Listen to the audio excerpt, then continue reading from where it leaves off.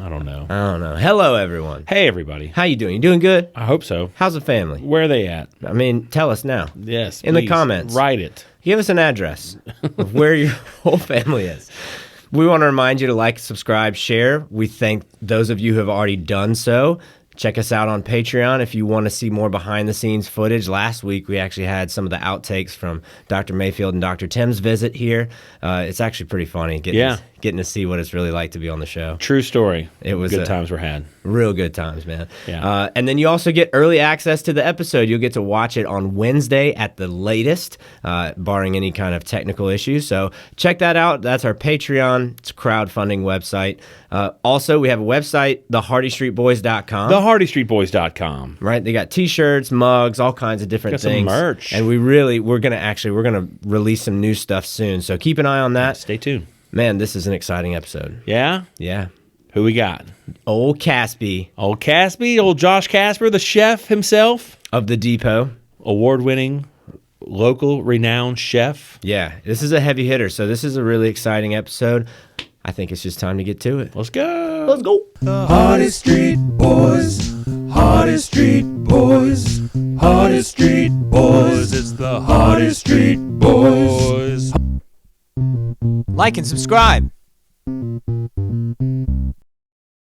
You're still rocking that mustache, man. It's looking sharp. Bro, I had actually my old college roommate, Drew Dews, said, "Hey, man, your mustache looks cool." And I've never said that to a person seriously. Weird. And that was really nice. Yeah. Like, because Quite the compliment, man. I love Drew, but he loves to talk trash to me. Yeah. As you should with your college roommate. Yeah, homies.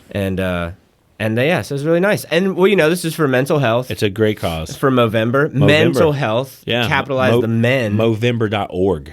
Yes, you can go visit them and follow them on Instagram and everything. But, their whole thing is just trying to get guys to quit being such heroes and not talk about their, if you're depressed or you're struggling, just like, hey, say something to somebody. Yeah. It doesn't even have to be like awareness. It doesn't have to be anything serious. It's like, hey, Jamie, man, can we go get a beer, or can we? Yeah. I don't know, go hit tennis balls, or. I'll be honest. I've actually reached out and just like called some of my friends that I haven't talked to in a while. That's one of the things. It kind of you say being an advocate and just being aware. Yeah. Might as well call up your friends. Hey, I hadn't talked to you in a while. Just wanted to say, hey, check in. That's as complicated as it really needs to be. Yeah. Really simple as that. So.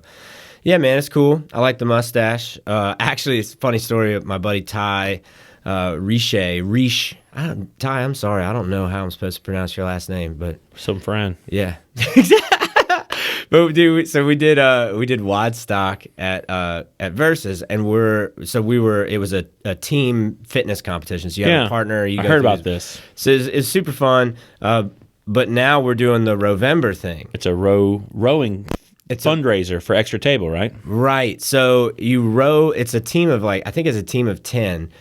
Everybody rows 500 meters every 30 minutes, and you row an entire marathon. So that's something like 41,000 meters. Wow. I think something crazy like that. That's amazing. So it's like an all morning thing. But what's cool about the Rowathon thing is, or the Rowathon, they've been doing Rowathon all month. But what's cool about it is they're gonna have food, they're gonna have games.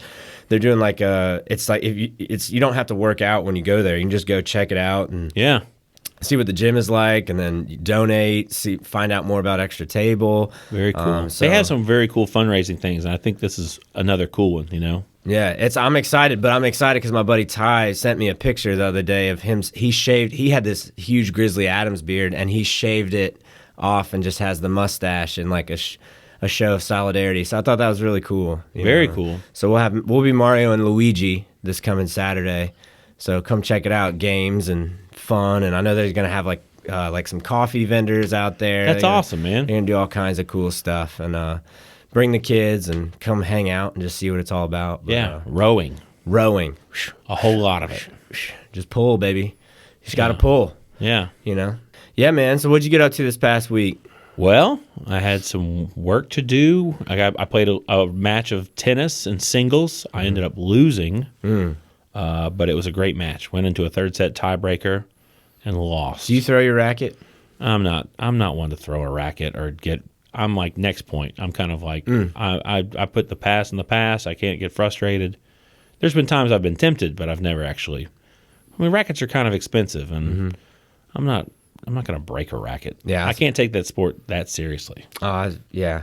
I don't throw my racket either. I might be frustrated, and I might I'm not going to throw a racket though. So you're like a Federer guy.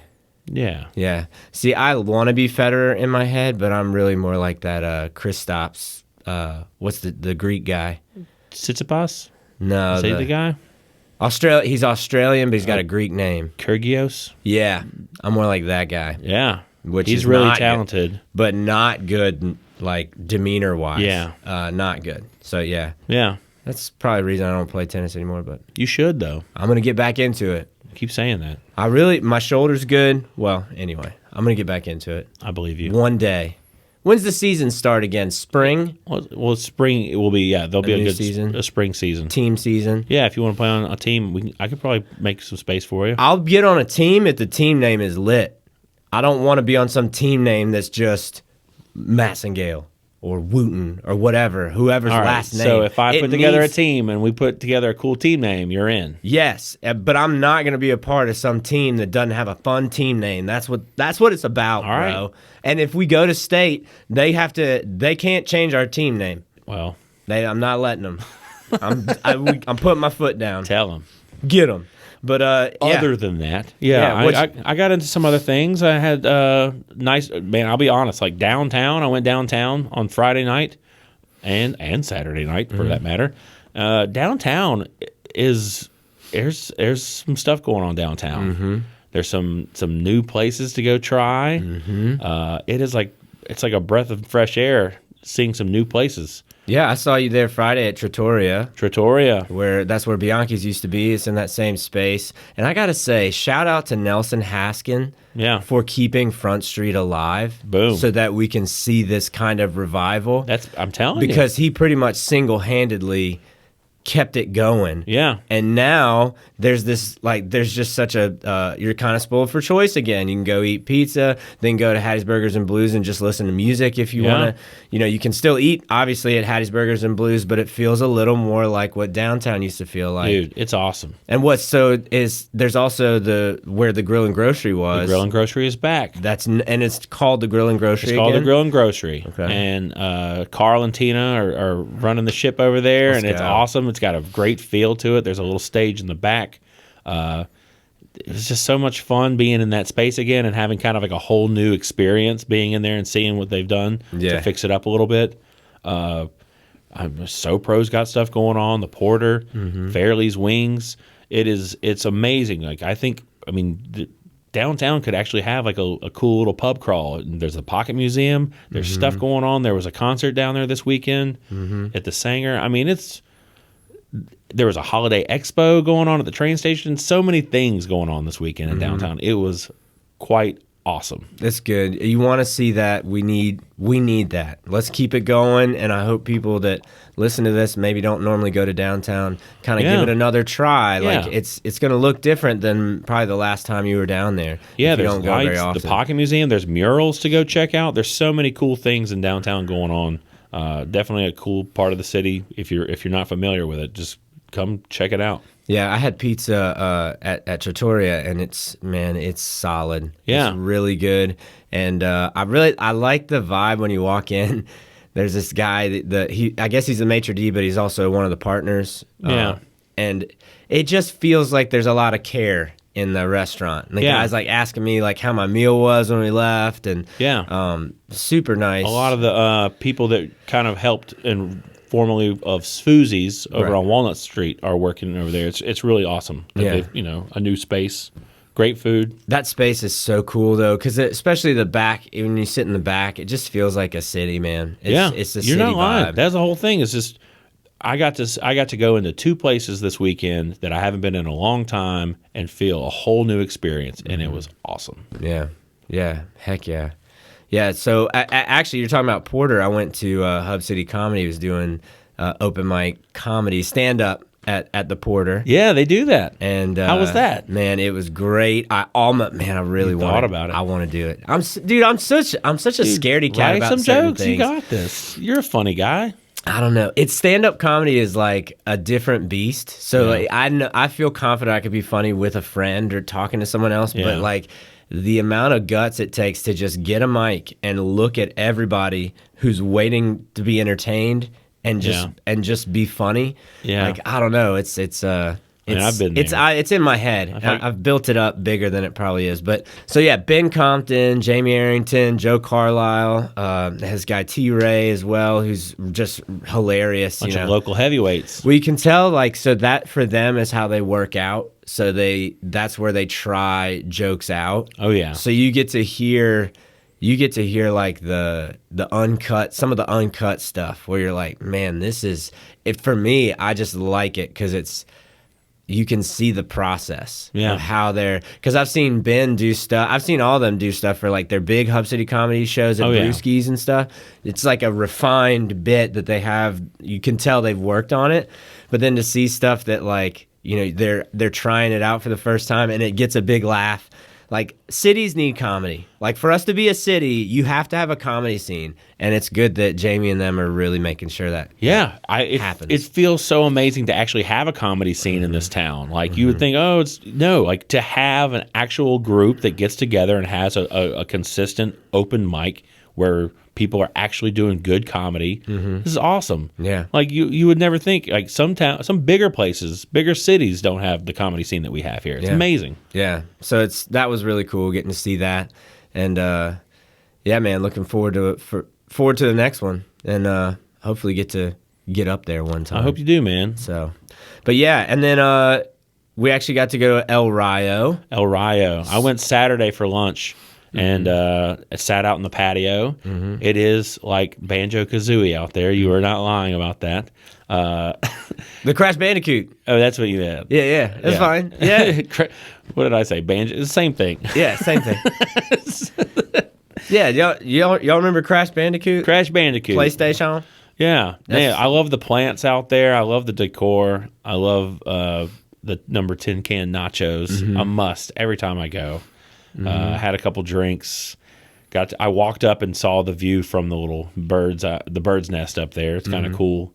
It was just a great day to sit outside and enjoy good weather and some delicious food. Yeah, I'm stuck on the quesadillas. I love whatever the cheese mixture they have in their quesadillas is like, man, that's killer. And then sitting around, especially when it gets colder, in these colder months, you sit around that fire out on the patio.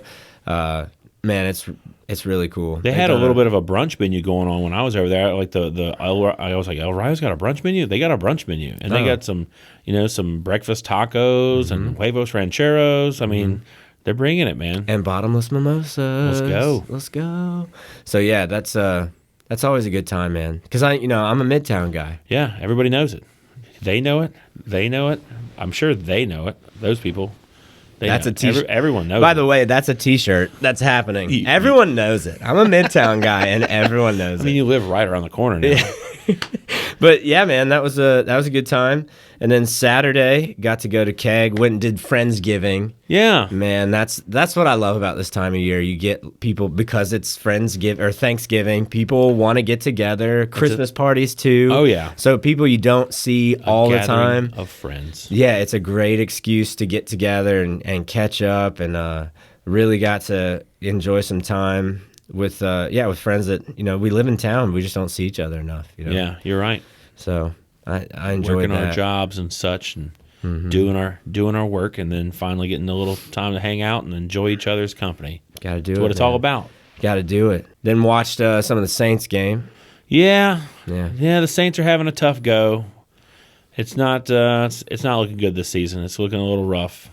They'll score a lot of points in the fourth quarter, Yeah. They'll try to make it close, but yeah. Man, some turnovers against the Eagles and just some I don't know. I'm at a loss for words. That's it's just no bueno. I went over to the Hog for a little bit, and it was after the game, and I ran into a guy in an Eagles sweatshirt, and I was wearing my Saints sweatshirt, and he was like, "Let's get a picture." I was like, "Really, guy?" I was like, yeah. But I oblige. Yeah, you're a nice guy. I was like, "All right, let's get a picture." Okay, your team won today. Your team won today. Your team won today. Good job. You played hard. Yeah. I don't know if I was like, I'll be a prop in your photo or whatever. Yeah, man, it's tough, but dude, I'm going to the Saints Bills game. That's actually today, Yeah. Thanksgiving. Oh yeah, you're going. So yeah, I'm excited. Yeah, that's I don't care awesome. how we do. It's just gonna be fun. Yeah. So it also reminds me of being a kid when I'm a Saints fan no matter what, and that was some of the pride of being a Saints fan. Is like, I mean, we used to lose a lot more games and be not nearly as good. So Well, the Bills are pretty good, but I think they ended up losing last week. I was surprised to see that. It was kind of interesting to see that. They didn't play very well last week. It'll be a toss-up. Yeah, who knows? So, well, I think it's time we get Josh Casper on. But first, we have, we went to Longleaf Piney Resort. We did. We toured each cabin. Yeah. Right? And we're releasing each cabin tour. Yeah, which cabin are we going to get to go into today? This is Hattie's Hoedown. Yes. This is cabin number 2. It's actually, the full video is on Longleaf Piney Resort's own YouTube channel. They have their own channel now. But what we want to do is share with you a little snippet, a little teaser. And if you want to see the full tour, the link is actually in the description below, so you can check that out. And so this is us at Hattie's Hoedown at Longleaf Piney Resort. Take it away, us. Hottest Street Boys, it's the Hottest Street Boys. Well, hello again. I didn't see you there. So happy you could join us here at Hattie's Hoedown. We're back at Longleaf Piney Resort. Really excited to be here, enjoying a nice, cool, crispy Gold Rush.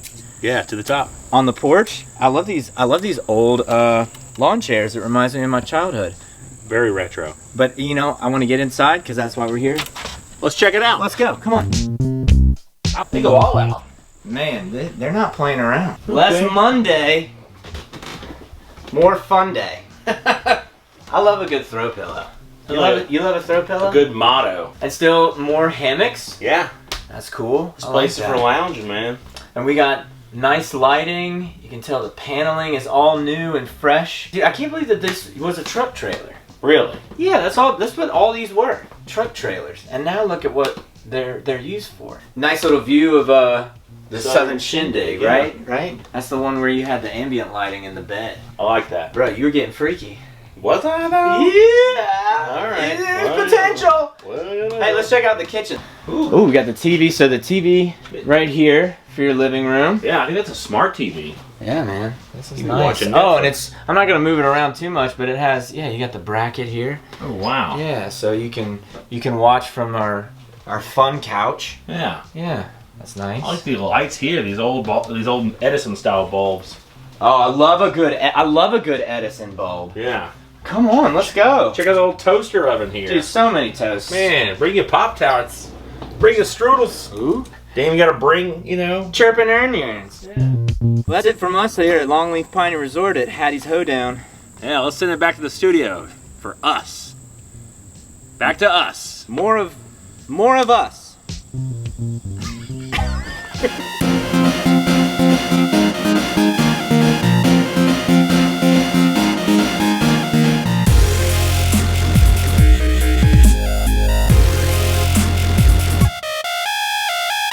Wow, thanks, Jamie. You actually did music this time. Okay. All right. Well, we have here Josh Casper, famous for the Depot. How are you today, Josh? Yeah, I'm doing all right. How are you? Man, good. Happy to have you on our Thanksgiving special. Yeah, thanks for having me. So, what I want to know is, how do you make turkey taste good?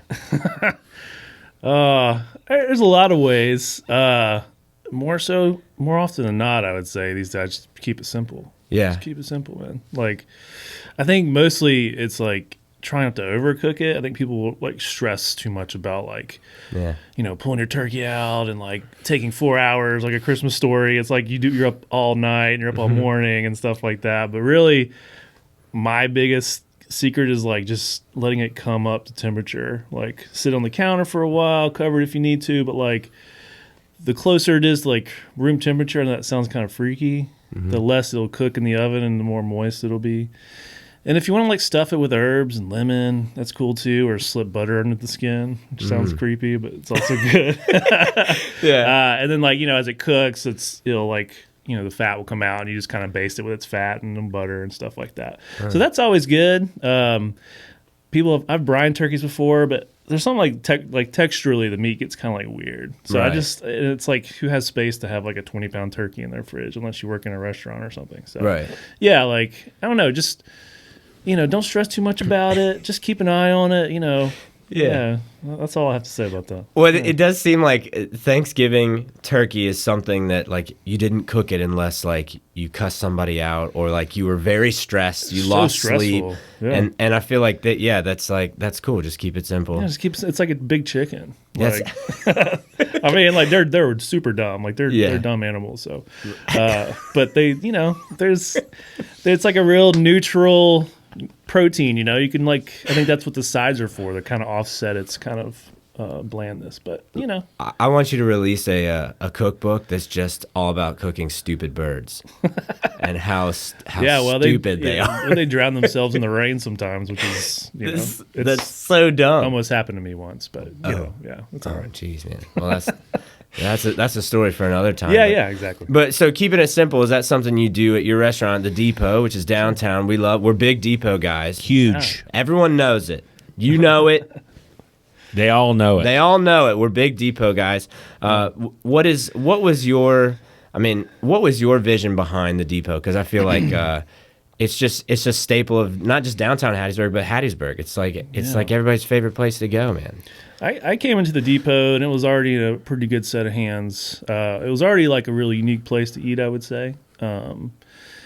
I kind of started out as a barista and like worked my way into the kitchen. I had been cooking in Portland for a while and also making coffee. So to me, I was like, I can cook or I can make coffee. Mm-hmm. And so as things transitioned at the Depot, I took more time in the kitchen and kind of revamped some things and changed the menu a bit as we changed ownership.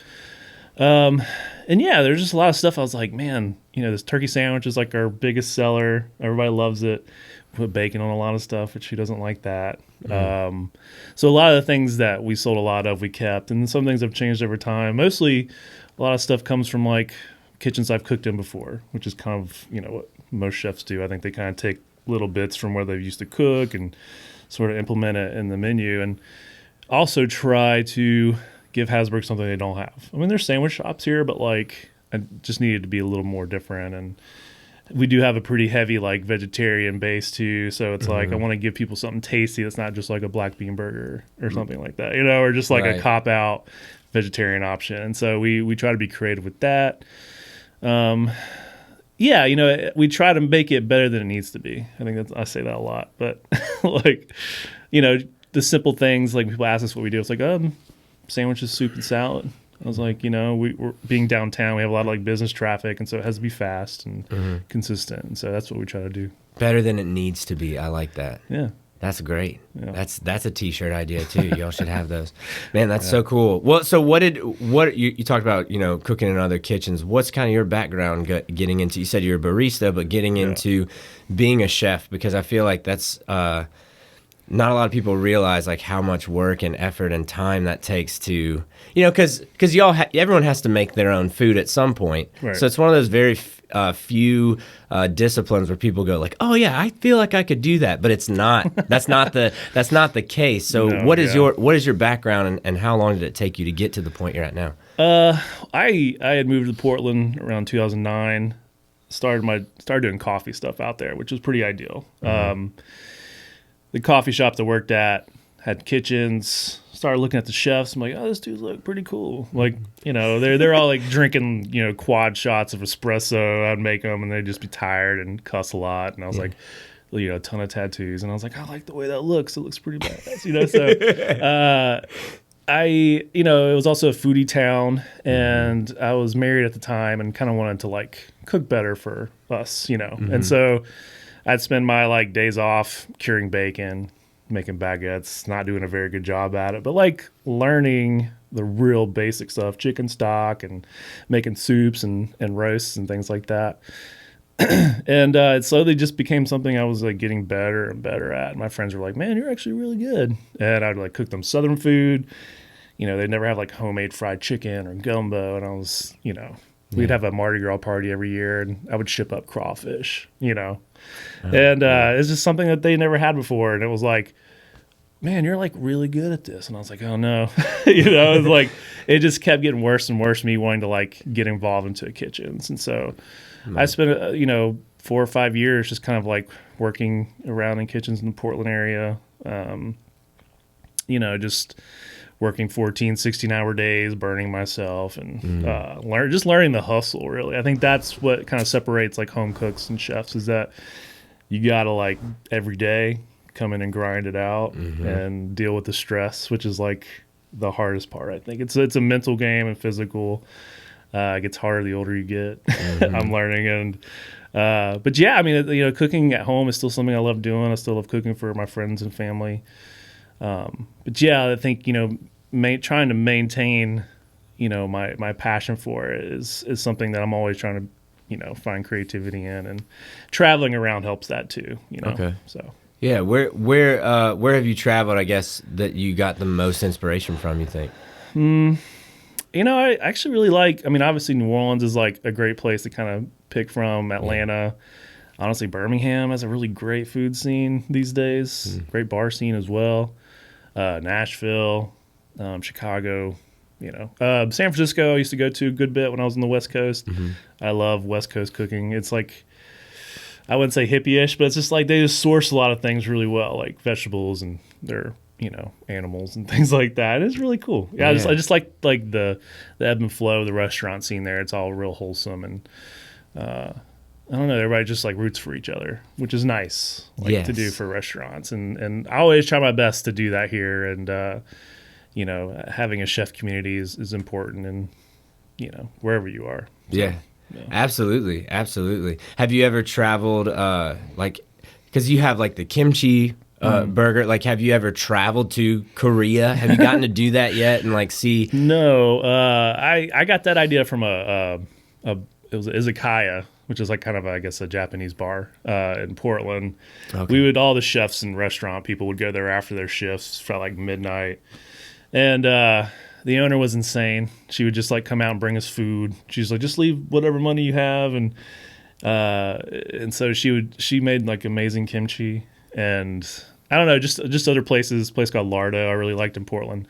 They do like a Korean barbecue sandwich. And I was like, I think Hasberg needs to like embrace this because it's delicious. Yeah. And it's so like wildly different from everything else on our menu. It's like chicken salad and turkey and ham, and there's kimchi, and we try to make it in house when we can. It's been super busy, so sometimes I buy it from I buy it from B&K a lot now because they just make it better and it's cheaper. But yeah, I don't know. It's just like it's a good, interesting. I don't know, like the kids like it. Yeah, yeah, for sure. Yeah, I wanted to ask a question. This depot, I think y'all do such a great job. Y'all do such a great job of having different specials and creating a buzz around these specials.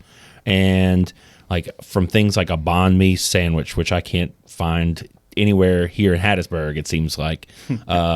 All kinds of different styles of burgers. Your classic cheeseburger is one of the best I've ever had anywhere in this town.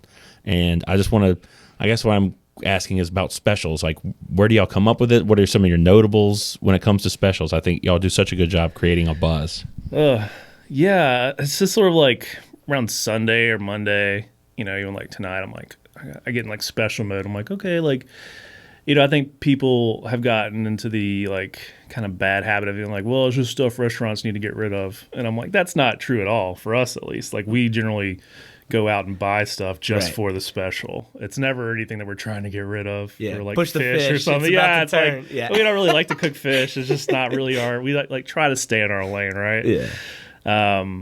So yeah, some stuff is like, I'll just watch random, Maddie Madison on YouTube or something and like, oh, that looks rad. Yes. And the good thing about the depot is that we do have people that will come in there because I know, or at least I feel like they know that we're going to do a good job at it. So if I need to cook something freaky, they'll come in and eat it. And so I feel really safe having like a cool special or like, I really just wanted to make like a really good cheeseburger.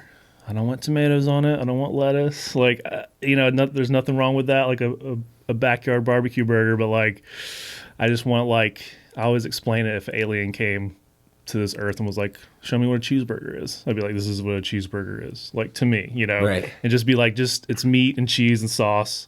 some pickles for the acid, some red onion. So yeah, I mean, it's just like, to me, it's like the perfect cheeseburger. And then we messed around with it, like the okonomiyaki. We did that for like Restaurant Week a few years ago, and I was like, I have no idea. Like, this could flop so hard. Yeah. And a couple of chef buddies came in, they're like, dude, I like dream about that all the time. I dream Wow. because it's just like, it's like kind of a cabbage pancake with like Kewpie mayonnaise and like bonito and pickled daikon, and it's just like, it's all over the place. And I was really nervous that people would be like, yeah, you know what, can I just get like a regular, do you have like buns you could put cheeseburger? But Right. people just come in and crush it. It's just, Right. that is like, oh cool, so like next week, like what am I thinking about? And there's a lot of things that we do a lot, like the banh mi is something that I've done a few times, and people really respond well to it. I got that from a bakery in the coast. So there's really nothing that like I feel like is purely from my, like, comes out of existence from nothing. It's generally like, I was on the coast and had really great banh mi from a bakery. Except how can I make it, the way I would want to make it, for like our customers' palates, basically. Right. So that's kind of how, I try to make things unique, but also like, oh yeah, I know what that is. Like, I've seen that on TV, or I don't want to do stuff people can't pronounce. Right. Because that, like, if they can't say it, they're for sure not going to order it. Right. Like, people are real like self-conscious. It's an insecurity thing. Yeah, for sure. No, that's a great question, Jamie, because it's not necessarily just being bold or being consistent. It's both.